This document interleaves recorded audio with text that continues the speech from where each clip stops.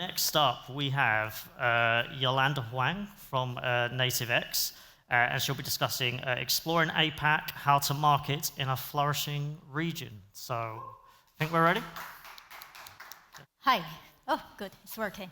A very warm welcome, everybody who comes to the session. So today we are going to talk about APAC, how to market in the region. This presentation is brought to you by Nativex. We are a global performance marketing agency having over 300 employees in 17 offices, and I'm Yolanda.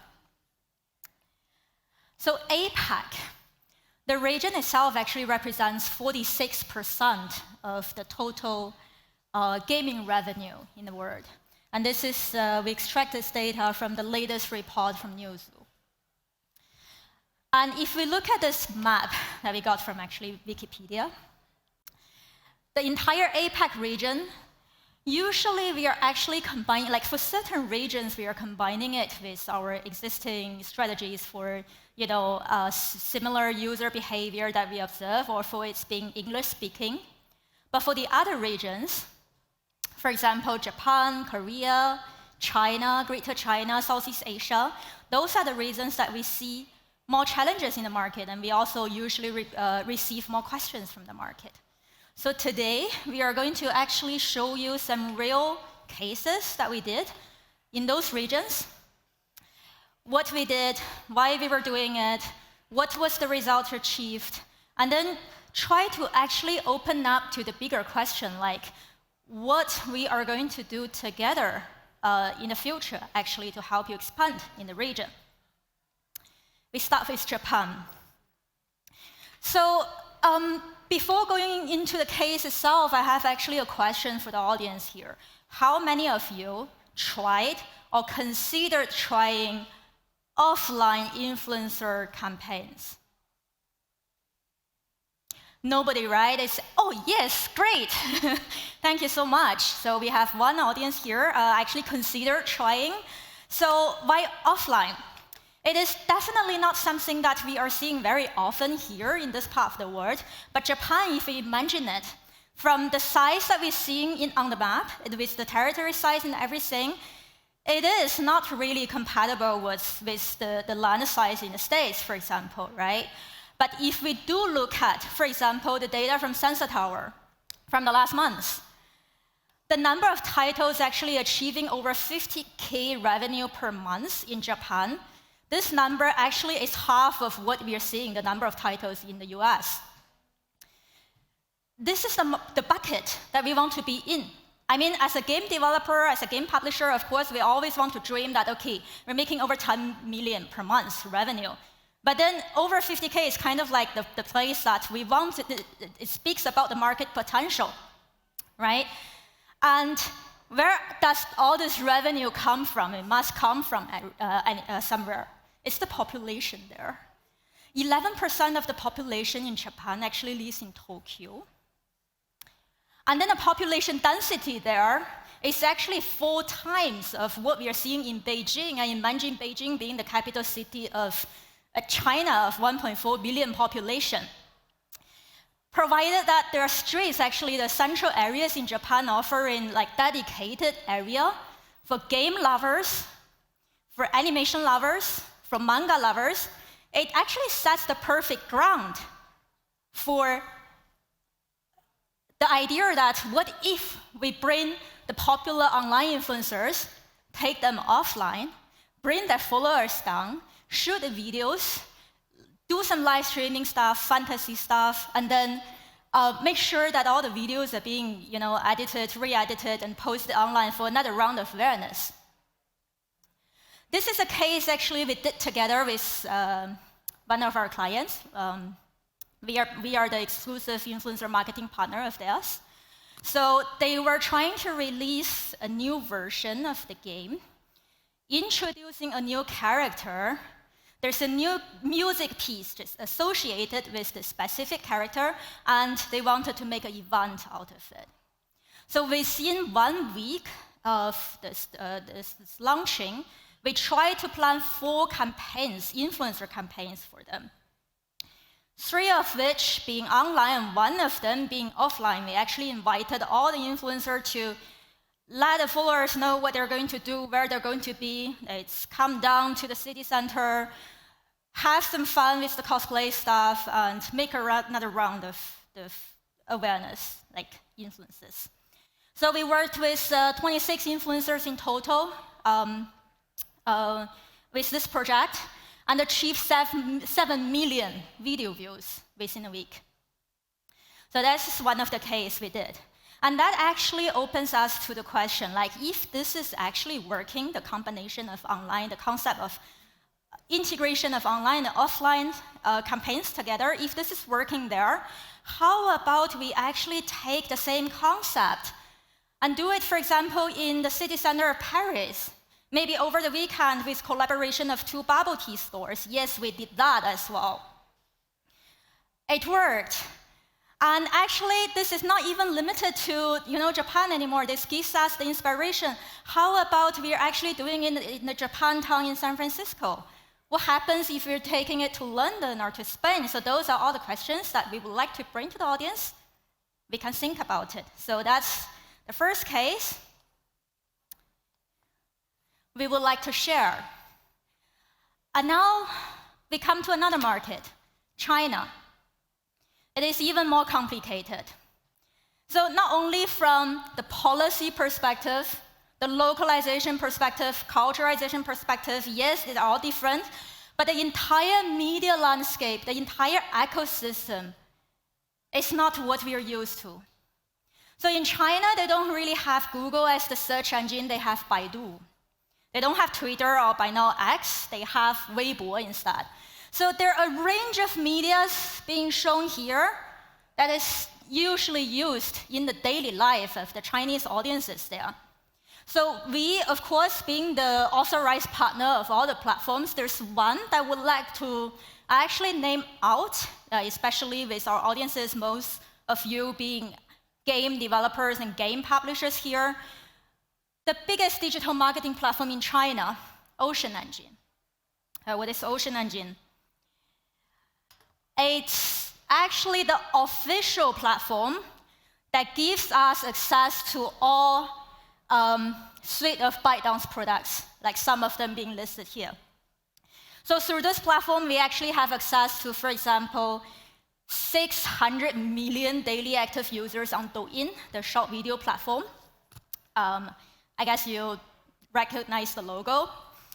The second one is Toutiao. It's a news app owned by the same group. It has actually over 5 billion views on creator, like UGCs, creator-created contents. There are more to it. The third one is Xigua. It's like a medium to long length video sharing platform. And then, of course, Chuanshanjia as well. I believe some of you might be recognizing the logo as well. That's the audience network. It's like the counterpart of audience network they're carrying here as well. And the beauty of this platform is that it is ever growing. And gaming sector is actually one of them that's observing very good results as well, both in terms of amount of users, the targeting algorithms, the product features, and the actual spend. That's the response from the market. What can we do there? Now the case part. This is a casual game who ran this campaign actually during the most important holidays in China, the Spring Festival, for 12 days only. They launched a project called Mission for All. What happened is that on the homepage of this account, everybody could take a mission from there. So every user on this platform, they could take the mission from there, create his or her own contents, post it, and try to drive results, because that's the mission for them. The platform itself actually allows the automatic integration of the downloading link with the best performing UGCs. So after the 12 days trial campaign, we were seeing over 30K downloads on Android, because it was only running on Android. And those are the numbers that the campaign was bringing to the game itself. Over 100 UGCs were also submitted. That was like the best performing ones. That's being circulated on the platform with the title. So that's one thing they could achieve in terms of marketing on this platform. And what happens if, let's say today, we say, okay, we are not really ready for a mission for all. We don't really want to run something like at this scale. Instead, we want to have our own pace. Like when starting the test in China, we want to make sure that we make a few beta launches. We know how it works technically. We want to see which kind of art assets or creative assets works the best for us. We want to continuously improve our monetization, so to make sure that, after a few tests, we're actually making it. And that would be, for example, the in-feed ads. It's very straightforward, similar as where we are running like on performance basis on the social platforms here that we see. This is a case that we run for a little bit longer time, like in the time range of about 100 days, and that's this result achieved. There were over 130K game downloads in the 100 days, and the total revenue driven in the game was over $1 million US dollars. And there's more behind it. What were the things that we had to do actually to achieve all those game installs and those revenues? According to this creative insight platform in China called Reyun, during the 100 days, we were actually, like the platform actually identified 1,034 creative assets alone on Ocean Engine. And that's kind of like the things that we are working together with our advertisers to achieve. All right, so we talked about Japan, we gave 2 examples in China, and now this is another interesting case from Southeast Asia.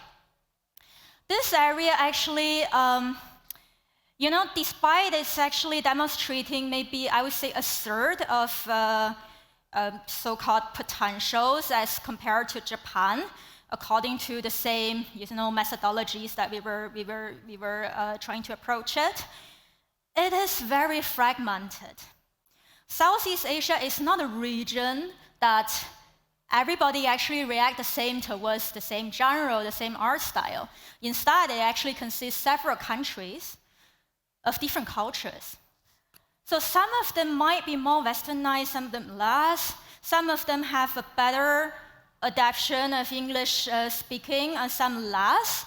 Some tend towards the Japanese art style, for example, and the others may tend more to the Western art style. So the key there, actually, what we did is through very culturalized creative productions.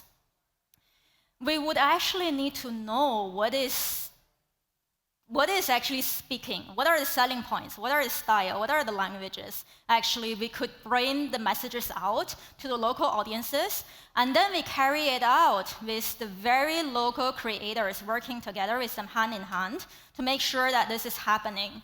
So this is a very interesting case as well.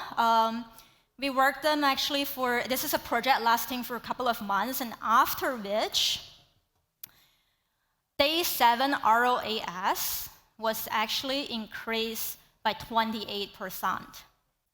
That was the live action ads creatives that we are delivering as compared to the regular ads. So that's another example that we have for Southeast Asia. So by now we've seen the case in Japan, the cases in China, in Southeast Asia.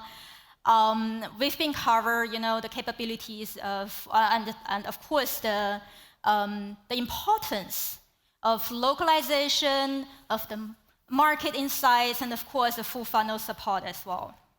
So this is us, Nativex.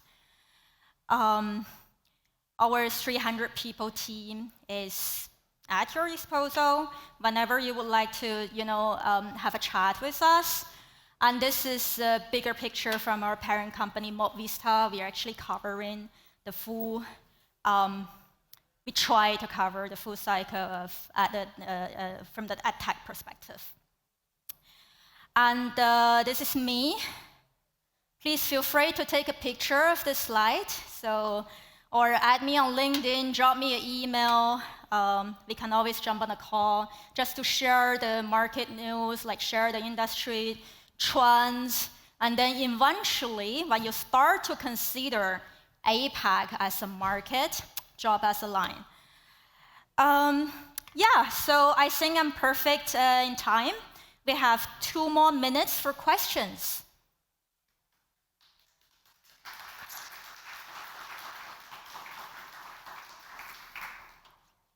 Yeah, if anyone's got any questions they want to ask.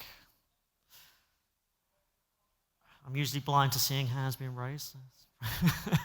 I don't think we have any questions. So well, stop me on my way out exactly. if there's any if questions suddenly come into the mind. And thank you so much. Yeah, thank you very much. Really appreciate that. Thank you.